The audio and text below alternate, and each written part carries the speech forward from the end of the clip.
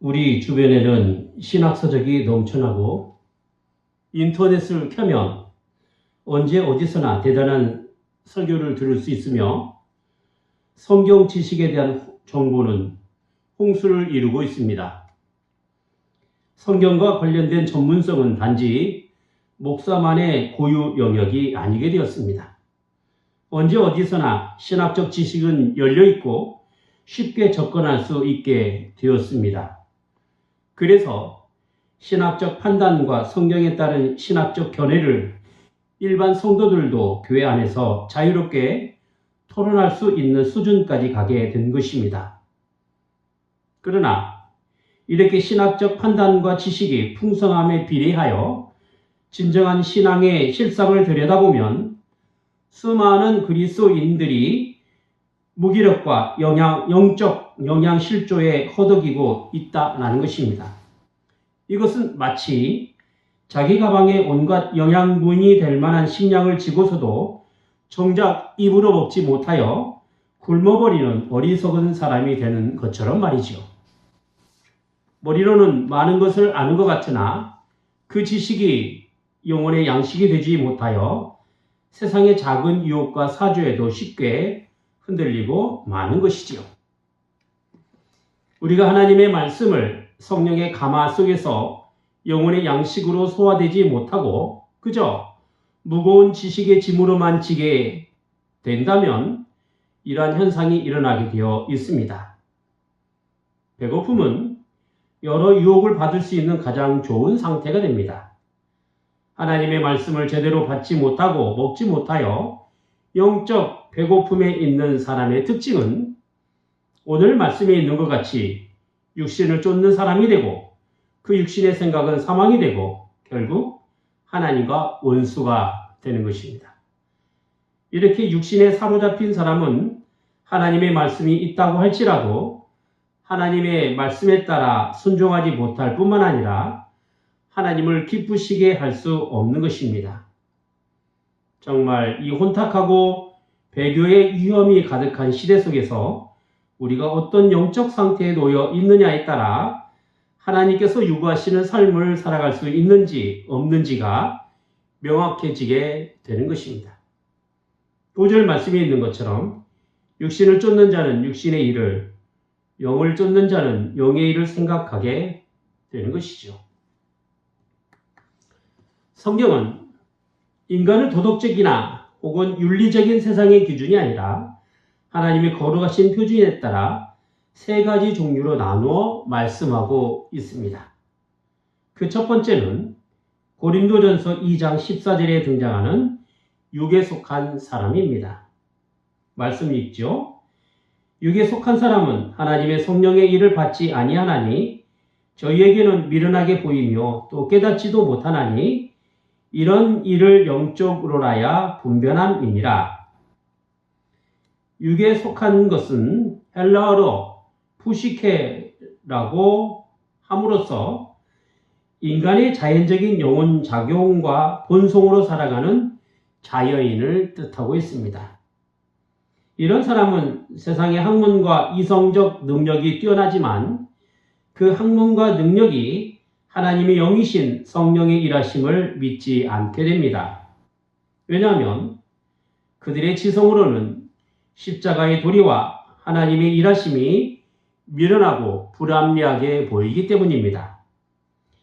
인간은 전적으로 타락하고 그 타락함으로 인하여 영적 지각이 완전히 어두워졌기 때문에 성령의 거듭나게 하시는 역사와 그 조명이 없이는 하나님의 말씀을 깨달을 수도 없고 분별할 수도 없게 되는 것입니다. 다음 둘째로는 신령한 자입니다. 이는 헬라어로 퓨뉴마라고 하는데 즉 성령의 역사를 받고 그 다스림을 받는 사람을 의미합니다. 성경이 말하는 신령한 자는 어떤 신비주의적 수행을 통해 돌을 닦는 거룩한 성인을 뜻하는 것이 아닙니다. 오직 하나님의 주권적인 은혜로 성령의 지배를 받게 된 중생한 그리스도를 가리키고 있습니다. 그래서 고린도전서 2장 15절에 보면 신령한 자는 모든 것을 판단하나 라고 선포하고 있는 것이죠. 여기서 분별하고 판단한다는 것은 가만히 앉아서 저절로 알게 되는 것이 아니라 체에다 가루를 넣고 끊임없이 흔들어 정밀하게 나누듯이 진리를 캐고 또 캐며 터득해 나가는 능동적인 활동을 의미하고 있습니다. 그러니까 신령한 사람은 성령의 감동에 따라 끊임없이 하나님의 말씀을 읽고 묵상함으로써 무엇이 하나님의 뜻인지, 무엇이 영적인 것인지를 바르게 식별해 나가는 특징을 가지고 있는 것입니다. 마지막 셋째로는 가장 안타까운 부류인 육신을 쫓는 자입니다. 헬라어로 사르크스 혹은 사르스라고 말하는데 오늘 본문에 등장하는 육신을 쫓는 자요, 육신의 일을 생각하는 자요, 육신에 있는 자를 말하고 있습니다. 이들은 죄와 사망의 법 아래에 있는 모든 인간을 말하는 것으로서 분명히 예수 그리스도로 말미암은 속죄 은혜가 있고 또 중생의 사실이 확실히 존재함에도 불구하고 그 생활과 영혼의 기능이 영적 신분에 상응하게 나타나지 못하고 늘 인간의 본성대로만 나타나는 사람들입니다. 이런 육신을 쫓는 사람들이 교회 안에 많아질 때 교회는 무서운 영적 위기에 직면하게 됩니다. 오늘날과 같이 혼탁한 시대에는 굳이 외부의 박해나 거짓 선지자의 강력한 미혹이 없더라도 육신에 속한 사람들이 이 세상의 일반 윤리적 수준에 비춰 자기를 해석하고 타협하게 되는 것이죠. 이러한 자연적인 결과는 교회의 수준을 아주 저급하게 떨어뜨리며 결국 교회를 소리 없이 배교의 길로 이끌고 가는 무서운 요인이 되는 것입니다. 자, 그렇다면 육신에 속한 사람의 현저한 특성과 결점이 무엇일까요? 그것은 하나님의 말씀을 깊이 있게 가닿지 못하고 늘 젖이나 우유 같은 초보적인 도리만 마실 뿐 아주 단단하고 굳은 음식을 먹지 못한다라는 점입니다. 이들은 말씀을 전혀 반대하거나 모르는 것이 아닙니다. 교회를 다니고 하나님의 말씀을 들어서 성경적이고 신학적인 지식이 있는 사람입니다. 그러나 그 진리의 인식 기능이 겨우 초보적인 단계에서 정지해버려서 만성적으로 저급한 상태에 놓여 있는 것입니다. 교회를 통하여 주신 하나님의 말씀을 영의 양식으로 잘 받아 누릴 때 비로소 성도가 영적으로 튼튼한 상태가 될 것이며 그럴 때 하나님께서 이 땅에서 우리에게 주신 일들과 하나님의 뜻을 잘 수행할 수가 있는 것입니다.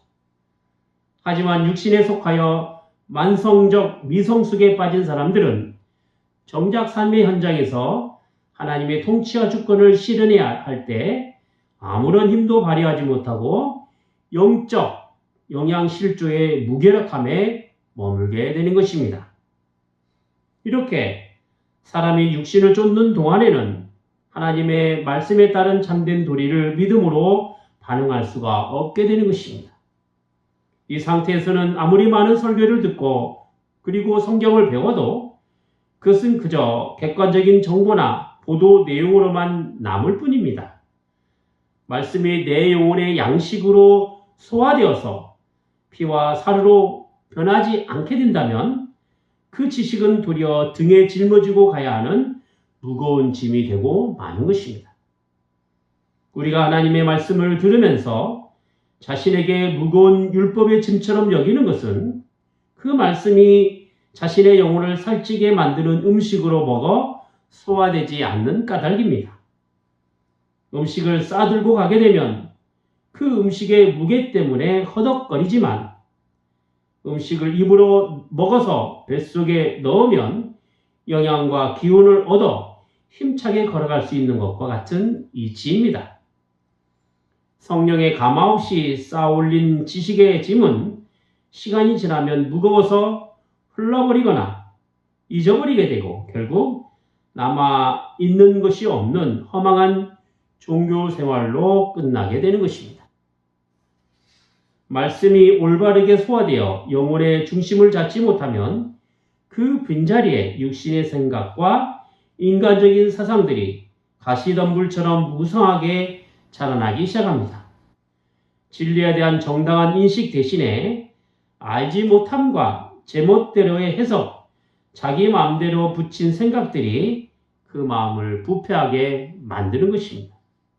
그래서 이것이 이생의 염려와 재리와 일락이 되어 자신에게 나타나야 할 신앙의 열매로 맺힐 수가 없게 되는 것입니다. 비극적인 것은 우리 마음밭에 정당하게 자라나는 기초적인 신앙의 생각보다 이 가신 덤불과 같은 그릇된 세속적 사상과 결점투성의 생각들이 훨씬 더 빠르고 무성하게 자란다는 사실입니다. 그래서 결국 이 가시덤불이 영혼을 덮어버려 약간 자라났던 정당한 성경의 지식조차 완전히 질식시켜 버리게 되는 것입니다. 예수님에 관한 생각이 이처럼 부정당하고 왜곡될 때 영혼과 교회는 가장 무섭고도 빠르게 배교의 낭떠러지로 떨어지게 되는 것입니다. 자, 그렇다면 우리가 이러한 육신을 쫓는 상태에서 벗어나 참된 신령한 생활로 나가기 위해서는 어떻게 해야 할까요? 성경은 우리에게 성령에 대한 3가지 명령을 늘 마음에 품고 거울처럼 비추어 보고 살아갈 것을 말씀하고 있습니다. 그 첫 번째 명령은 하나님의 성령을 근심하게 하지 말라는 것입니다. 에베소서 4장 30절에 보면 하나님의 성령을 근심하게 하지 말라. 그 안에서 너희가 구속의 날까지 인치심을 받았느니라 했습니다.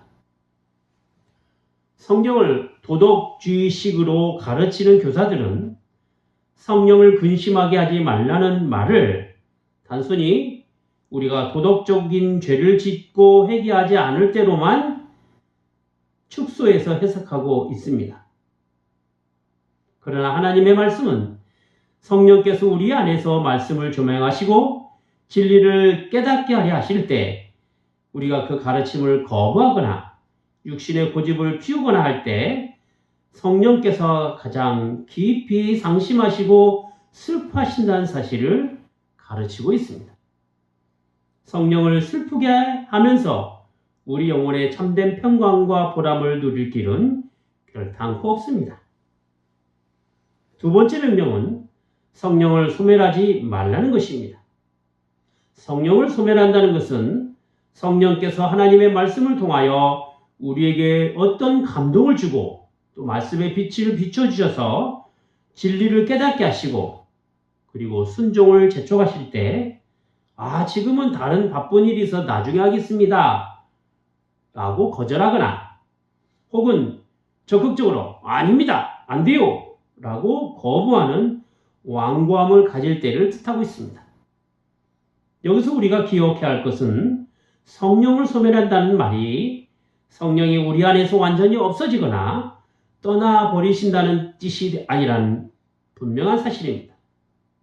요한복음 14장 16절에 보면 예수님께서 제자들을 향하여 내가 아버지께 구하겠으니 그가 또 다른 보혜사를 너에게 주사 영원토록 너희와 함께 있게 하시리니 라고 했단 말입니다. 성령은 참으로 믿는 자 안에 단번에 들어오셔서 영원히 떠나지 않고 내주하십니다.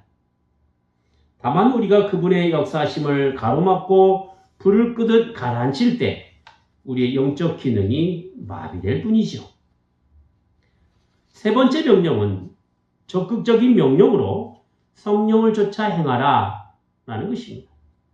갈라디아서 5장 16절에 보면 내가 이르노니 너희는 성령을 쫓아 행하라 그리하면 육체 욕심을 이루지 아니하리라 라고 말씀하고 계십니다. 많은 사람은 성령의 지혜를 따르기보다 인간의 정욕과 인간의 열정을 가지고 주님의 일을 하려고 듭니다.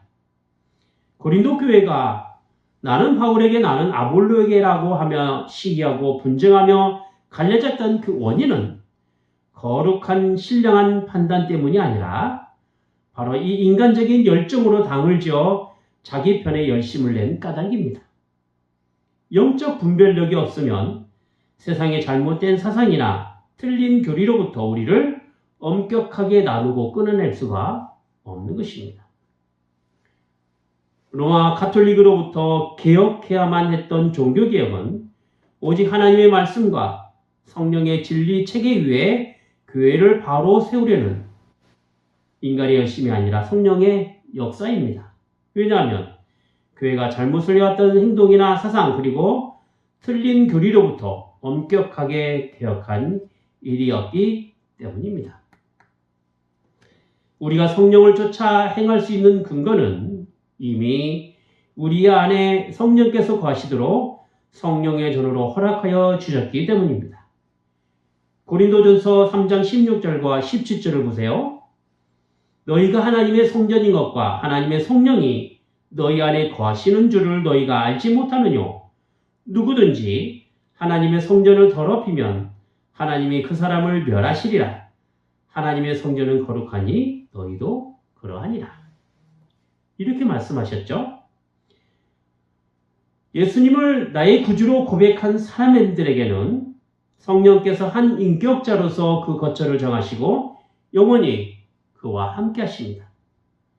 비록 우리가 육신에 속하여 성령을 근심케 하고 어리석은 길로 행할지라도 성령께서는 우리를 포기하고 떠나시는 것이 아니라 우리 영혼의 중심에 탄식하시며 거룩한 인격을 구성해 가시려고 끊임없이 일하고 계시는 것입니다. 이 내주하심의 기초적인 조건이 늘 우리에게 주어졌기 때문에 우리는 언제든지 돌이켜 성령의 음성에 귀를 기울일 수 있고 그분의 충만하신 통치 아래에 들어갈 수가 있는 것입니다. 자, 그렇다면 성령께서는 내주하셔서 우리 안에 어떻게 일하실까요? 성령께서는 우리를 강제로 기계처럼 움직이시게 하거나 외부의 꿈이나 특별한 환상만을 통해 역사하지는 않습니다. 성령께서는 내 인격 안에서 주관적이고도 유기적으로 활동하십니다. 즉, 성령의 생각은 아주 신기하게도 내가 무엇을 스스로 생각하는 그 형식으로 내 안에서 떠오르게 하십니다. 따라서 믿는 사람에게 가장 중요한 영적 과제는 지금 내 머릿속에 떠오르는 이 생각이 과연 성령께서 원하시는 생각인가 아니면 내 육신의 욕심에서 나온 생각인가를 기본적으로 식별해 내야만 합니다. 자꾸 신비한 것으로나 놀랄만한 것으로 성령의 일을 생각하게 되면 우리의 매일의 삶 가운데 나타나야 할 성령의 역사를 경험하기가 어렵게 됩니다. 매일의 삶에서 나타날 성령의 역사를 분별할 그 능력이 없으면 우리는 성령을 쫓아 행할 길을 잃어버리게 되고 자기 생각에 빠져서 도무지 올바른 판단을 할 만한 능력이 사라지게 될 것입니다.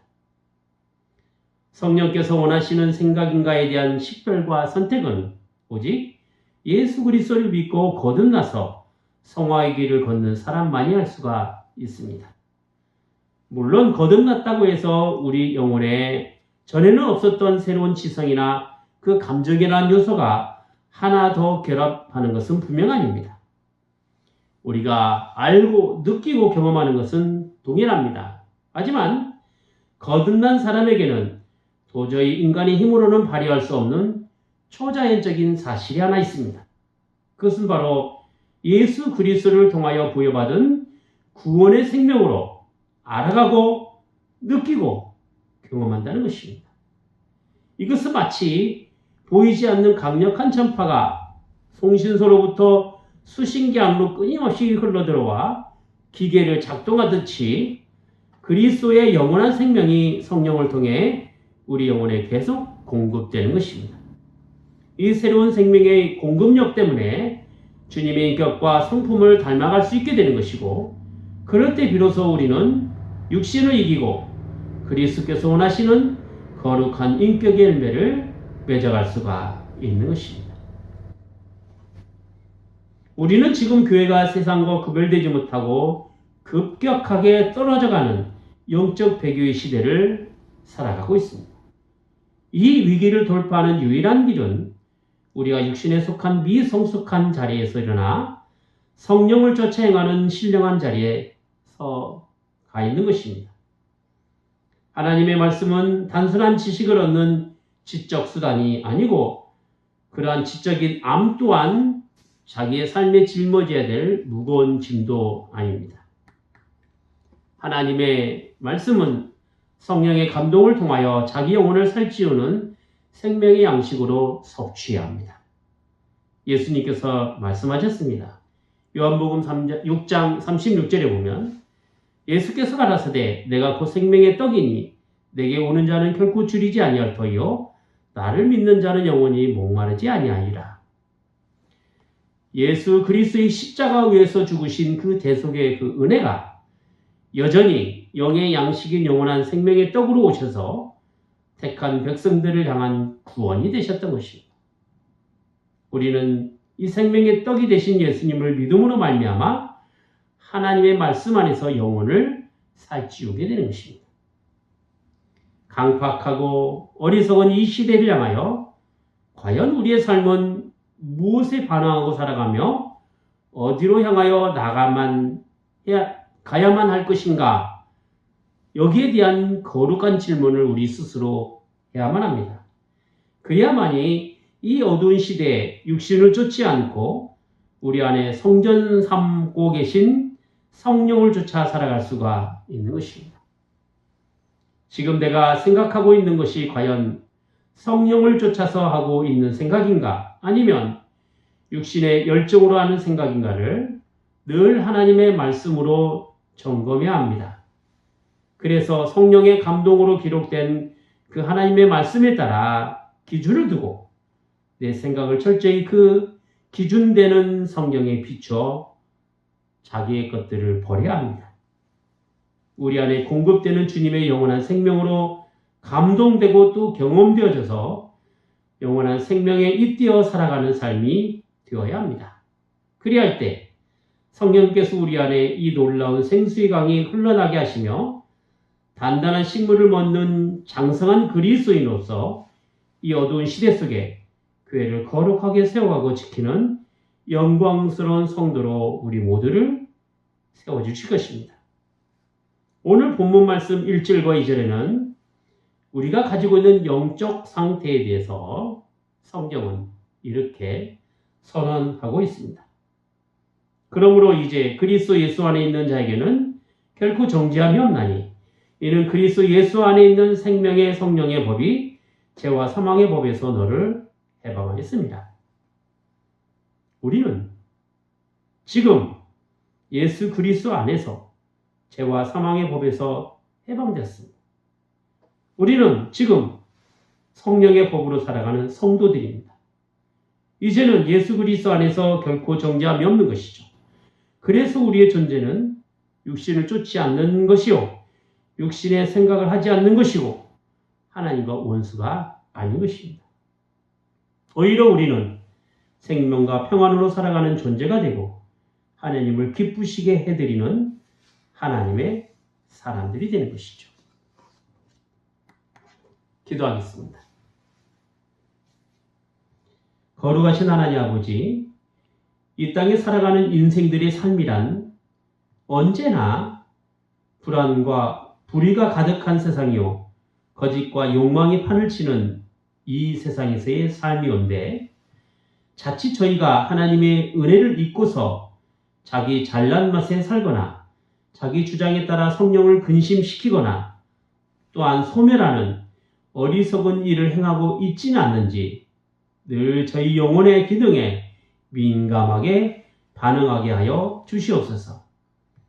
성령의 감동으로 기록된 하나님의 말씀이 저희가 성령에 따라 살아가야 하는 삶의 기준이 되게 하셔서 저희가 알고 느끼고 또 경험하는 모든 영혼의 기능이 구원의 생명으로 주신 예수 그리스도 안에서 이루어지게 하여 주시옵소서. 그리하여 죄와 사망의 법이 아닌 생명을 주신 성령의 법 아래서 신령한 삶으로 누리고 살아갈 수 있는 모든 인생들이 되게 하여 주시옵소서. 주 예수 그리스도 이름으로 기도하옵나이다. 아멘.